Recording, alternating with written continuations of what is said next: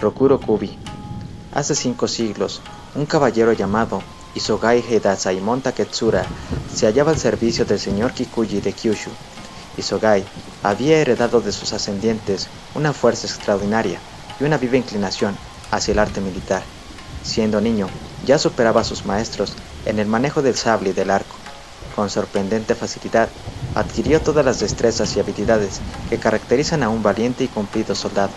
Años más tarde, en la guerra de Eikyo, se distinguió tanto que fue ascendido, mereciendo singulares honores. Después, la casa señorial de Kikuji vino a menos. Muerto el jefe, la ruina familiar fue completa, e Isogai se encontró sin señor a quien servir. Gracias a su renombre fácilmente, habría podido ingresar al servicio de algún otro daimyo, pero su corazón era fiel a su extinto jefe Kikuji. Resolvió, pues, retirarse de la vida activa. Se hizo afeitar la cabeza y se convirtió en sacerdote errante con el nombre budista de Kwaio.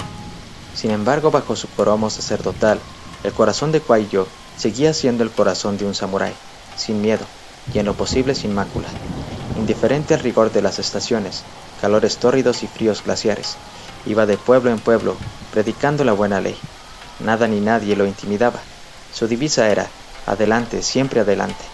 Durante el primero de sus largos viajes, Kwaio pasó por la provincia de Kai. Una tarde, en tanto iba caminando por los altos montes de esta región, la noche lo sorprendió a varias horas de distancia de la aldea más próxima. Sin inquietarse mayormente, decidió dormir al borde del sendero. Buscó un sitio adecuado y se acostó. Siempre había desdeñado las comodidades. No era la primera vez que una roca le servía de cama y un tronco de árbol de almohada. No en balde, su cuerpo era de hierro, poco menos que insensible a la lluvia, al rocío, a la humedad, al viento. Acababa de acomodarse cuando sintió venir a alguien por el sendero. Era un aldeano que traía una gran carga de leña al hombro y una hacha en la diestra. Cuando notó la presencia de Kwaio, se detuvo, y luego de haberlo contemplado unos instantes en silencio, le dijo en tono de profunda sorpresa: «¿Qué clase de hombre es usted, buen señor, para atreverse a dormir en un lugar tan desierto? Hay muchos fantasmas por estos sitios. ¿No teme usted que lo asalte algún monstruo peludo?» «Amigo mío», contestó Kwaio riendo, «yo no soy más que un sacerdote erabundo, un Suino Ryokaku, como dicen. No me asustan los monstruos peludos, si con tales palabras aludís a los zorros fantasmas o a cualquier otro espécimen parecido. En cuanto a los lugares solitarios, me placen, pues son propicios para la meditación. Estoy acostumbrado a dormir al aire libre. Nunca he temido por mi vida». «En verdad, debéis ser realmente valiente, señor sacerdote», observó el hombre. «Este sitio tiene muy mala fama, y como dice el proverbio, el hombre superior no se expone inútilmente al peligro. Vuelvo a aseguraros que sería temerario dormiros aquí. Aunque la mía es una humilde cabaña, os ruego que me acompañéis hasta ella. Nada puedo ofreceros para comer, pero podréis acostaros y dormir con toda confianza bajo mi techo». Hablaba seriamente. Su tono modesto y cortés agradó a Kwaio, el cual concluyó por aceptar el ofrecimiento. Comenzaron a andar. El leñador lo guió por una senda estrecha, bordeada de inmensas rocas, que serpenteaba a través de la selva. Anduvieron un buen cuarto de hora, hasta que desembocaron en una especie de pradera, en la cumbre de una colina, iluminada por el resplandor lunar. Kwaio percibió frente a él una pequeña cabaña en la que brillaba una luz. El leñador le condujo a un cobertizo inmediato a la cabaña, donde había un depósito de agua corriente de montaña, acarreada mediante una ingeniosa cañería de bambú. El sacerdote, siguiendo el ejemplo de su guía, se lavó los pies. A lo lejos se veía una huerta, un jardinillo y un boscaje de cedros y de bambúes. A través del follaje y una cascada cuyas aguas espumantes encintilaban a la luz de la luna, como una larga vestidura blanca. Cuando Kwaio penetró en la cabaña, precedido del leñador, vio a 4 personas, hombres y mujeres, calentándose las manos alrededor de una pequeña hoguera que llameaba en el ro de la estancia mayor. Al verlo entrar, las personas se prosternaron. Kwaio se sorprendió un poco al ver que unos aldeanos tan míseros supieran y practicaran las formas más gentiles de la bienvenida. «Qué buena gente», pensó.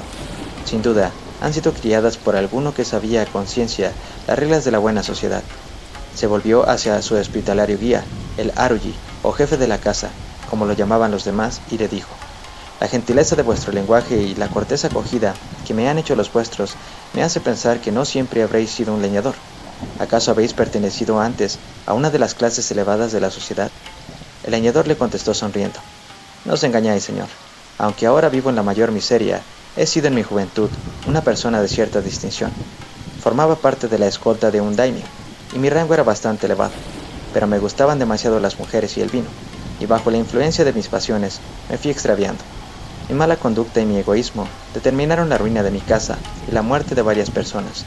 Tuve que huir y permanecer largo tiempo en tierra extranjera. Mi deseo sería poder expiar mis grandes errores y restablecer la antigua casa de mis antepasados, pero temo no poderlo conseguir.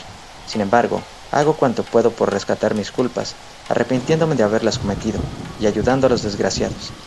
Encantado de oír tan nobles propósitos, Kwayo dijo a Laruji: Amigo mío, con frecuencia he observado que los que más locos han sido en su juventud han acabado por ser cuerdos al envejecer. Léese en los sutras que los más malos pueden transformarse y mediante un arrepentimiento sincero trocarse en los mejores de los hombres. No pongo en duda que poseéis un corazón excelente. Deseo que la fortuna os sea clemente. Esta noche recitaré algunos sutras y oraré, a fin de que os sea dada la fuerza necesaria para poder vencer todos vuestros defectos, rescatar así vuestros hierros pasados. Luego dio las buenas noches al leñador y se encaminó a la habitación contigua, donde le habían preparado una cama.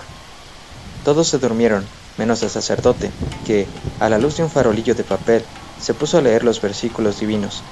Continuó la lectura hasta tarde, luego rezó. Terminadas sus oraciones, se levantó y abrió de par en par la ventanilla del cuartucho. ¿Por qué la abrió? Quería mirar de nuevo el paisaje antes de acostarse. La noche era bellísima, ni una nube en el cielo, ni una ráfaga del viento sobre la colina.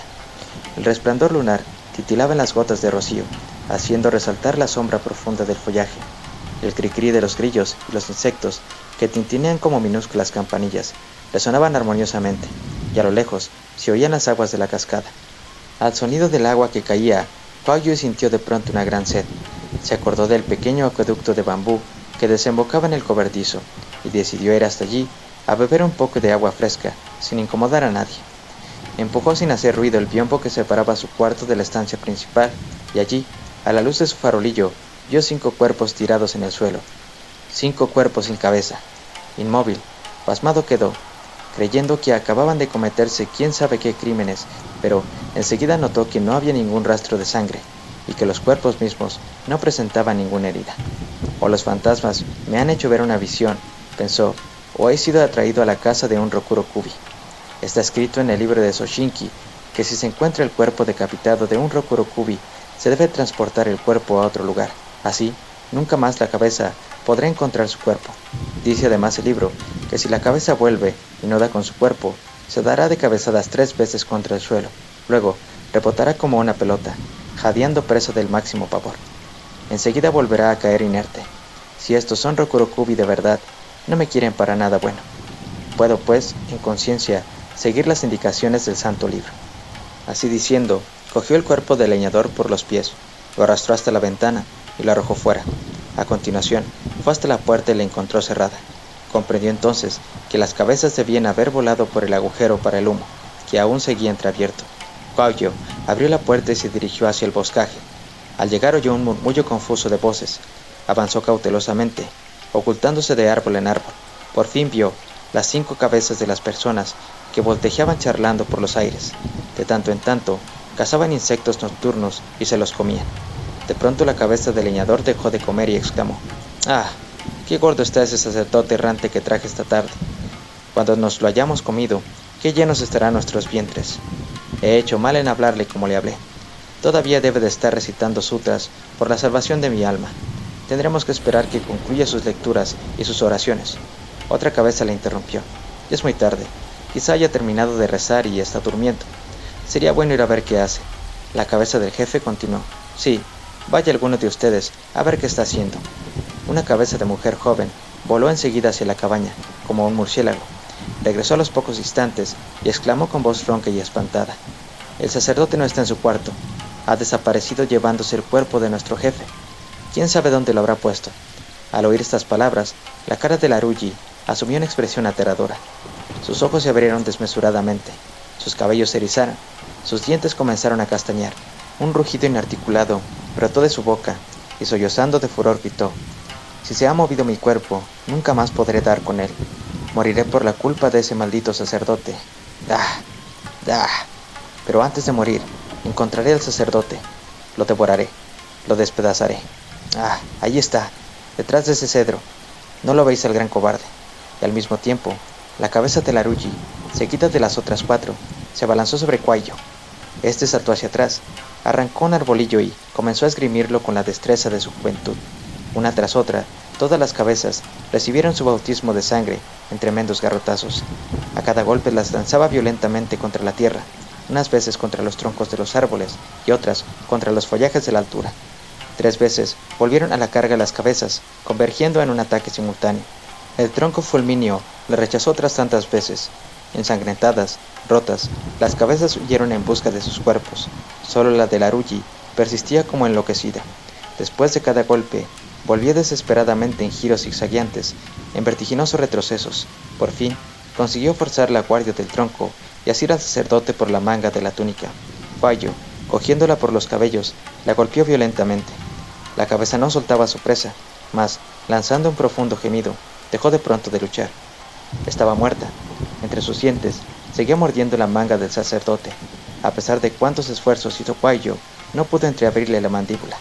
Regresó a la cabaña y vio en ella a los 4 Rokurokubi que sobrevivían. Estaban juntos, arrodillados, con las cabezas ensangrentadas, rotas, reincorporadas a sus cuerpos. Cuando lo vieron se levantaron y huyeron precipitadamente hacia el bosque gritando: ¡El sacerdote! ¡El sacerdote! El cielo se teñía de púrpura. El alba se aproximaba. Kuayo sabía que el poder a los malos espíritus se limita a las horas de la noche.